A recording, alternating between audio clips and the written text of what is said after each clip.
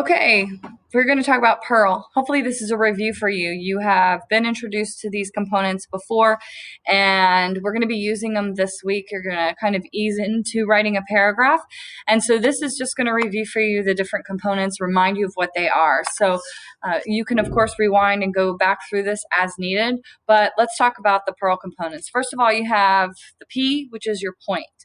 And the point is basically the overall topic. It's what your paragraph is about. You can also think of it as a topic sentence. That's often what you've probably heard before. The central idea, the topic sentence, the point of your paragraph. And really what it does is it gives the focus for you as the writer and also for the reader. We know what to expect is going to be in this paragraph. All of the sentences have to be related to that particular sentence. Hang on, I just had some music start and I need to turn it off.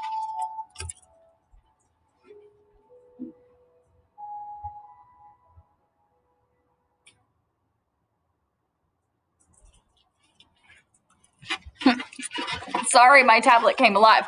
So what I have down here at the bottom are basically some statements that could be considered points. They're just sentences, one sentence, one statement. But what you can expect is if you read a point, the first sentence in a paragraph that says cats are a sensible pet choice, what you can expect to read are all of the pieces of evidence that that writer has gathered that support that point, and also their own thoughts. So a point is just a statement about what your paragraph is going to be about. The next part is the evidence. Now this one is pretty straightforward too, because it's literally what's in the text. You're actually pulling someone else's ideas.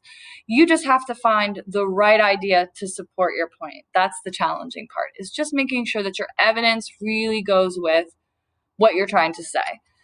And think of it as proof. How do I know that cats are a sensible choice? Why did I say that? Well, I read here that, and so that's what you're doing when you're finding your evidence. What is the best part that supports that point that you've made? One of the things that you can always notice about evidence is that it should have some type of transition or introductory words that open it for the reader, and for you as the writer, introduce it. So what you'll see for these, I've got the article states, the passage refers, in the story, according to Travel Magazine. So you also have some introductory words, not only to help you recognize it, but also to help you introduce it. Now for the most important part, the analysis. This part comes from your own brain. It's your own thoughts and your own words, and it should make up the majority of the paragraph. This is where you really show your thinking, where you really show you know what you're talking about, and you have to prove that that piece of evidence you chose actually matters, actually means something, and actually proves your point. So I have all three of those components put together here. In the green, I have that point about the cats being a sensible pet choice. And then in the orange, I have basically a fact, kind of a statistic here from an article that helps support my point that they're sensible. And because this has to do with cost, I'm saying is why it's a sensible choice. Now look at the analysis. Here's where I talk a little bit about that evidence and about my point. Why did I choose it? Why do I think that illustrates my point?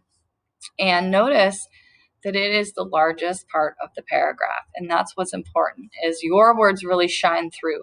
The evidence really supports you, not the other way around. And the link, finally, the link is kind of easy. It's kind of just a way to leave your reader with a closing thought and maybe connect back to that overall topic, especially if you're writing an essay. You want to constantly refer back to your introduction, to your overall topic. When we're just writing a singular paragraph, the link is just kind of summarizing and moving on. And you'll see the same paragraph here where the link has been added. And so it's just a way to kind of nicely close out instead of just stopping, kind of transit maybe into the next topic or refer back to your overall topic. Now, one of the things you might be wondering is, does Perl have an R? And that is true. It does have an R. And once you have one set of evidence and analysis, to get a top scoring paragraph in an essay, you do want to have that repeated, you do want to have another piece of evidence and analysis. And that is going to be the R in Pearl.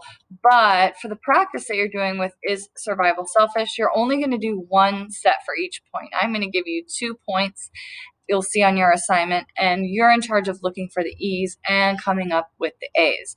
But we're just practicing kind of PEA, PEA, just to get you used to that process. But as you'll see here, although unfortunately it looks like my picture is covering it up, for the hiking safety plan you'll do, you will actually have the R. It will contain a repeated set of EA, EA. And you'll see that in the assignment and how you plan it out, and it will make sense when you get there, but you'll end up having a PEA and then EA again, and then your link.